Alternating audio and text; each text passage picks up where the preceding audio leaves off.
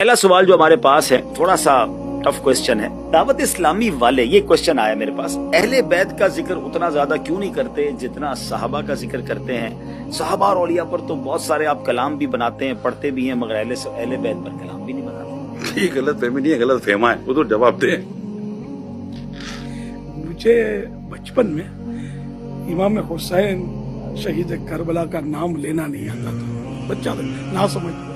اس وقت اپنی زبان میں ان کا میں نام لیتا تھا. میں وہ دہرانے میں بھی ڈر لگتا مجھے کہ کس طرح ان کا نام لیتا تھا.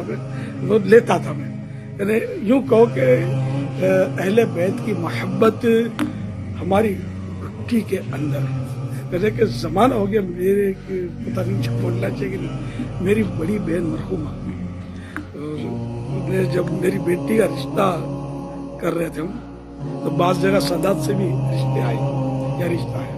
میری بڑی بہن نے کہا کہ دیکھیں سید کو بیٹی مت دینا، پھر ہم اس کو سید ہے اس لیے بول نہیں سکیں گے کہ بعض اوقات کچھ شکر رنجیاں بھی ہوتی ہے نا، تو یعنی ایسا ادب.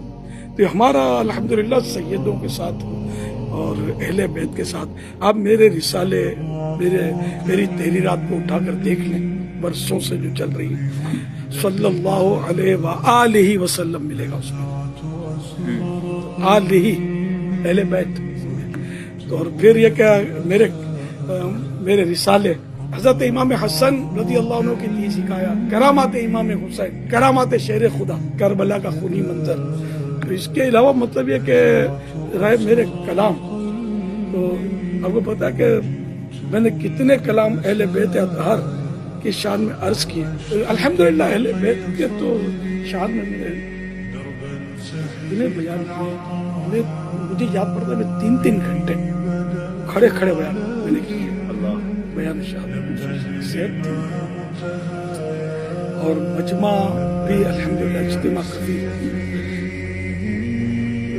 ایک بار میں نے اس دوران کسی کی شہادت علی اصغر رضی اللہ عنہ کی شہادت، کسی کی شہادت کا کوئی بیان کیا، تو اس میں کسی نے بتایا کہ ایک نوجوان کھڑا ہو گیا تھا جوش میں، جیسے دشمن نے اہل بیت کو مار کر کاٹتا ہے، وہ اتنا مطلب جوش میں گیا تھا. کس نے کیا حضرت علی اصغر کو شہید؟ اس کو مطلب کیفیت یہ میں نے دیکھا نہیں کہ مجمع اجتماع کثیر ہوتا تھا. آپ لوگوں نے ہو سکتا ہے کانچی پاڑے میں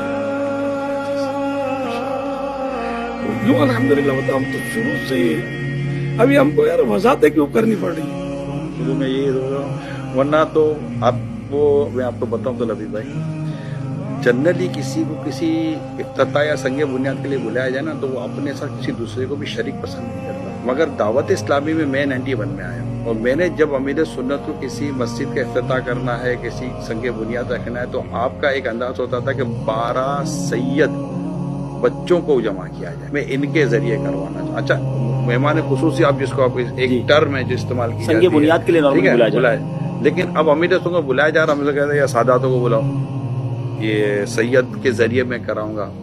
اچھا خود فیضان مولا مشکل کشا رضی اللہ تعالیٰ عنہ، یہ مساجد دعوت اسلامی کے ذریعے بنائی گئی، اعلان حضرت نے خود فرمایا ہے. تو فیضان امام حسین، فیضان بی بی فاطمہ، اس طرح کی کئی مساجد الحمدللہ بنی ہوئی ہے. فیضان اہل بیت تو ہمارے مساجد کے نام بھی رکھے جاتے ہیں. اور یہ عالمی مدنی مرکز فیضان مدینہ سید شہزادوں کو جمع کر کے ان سے اوپننگ کروائی.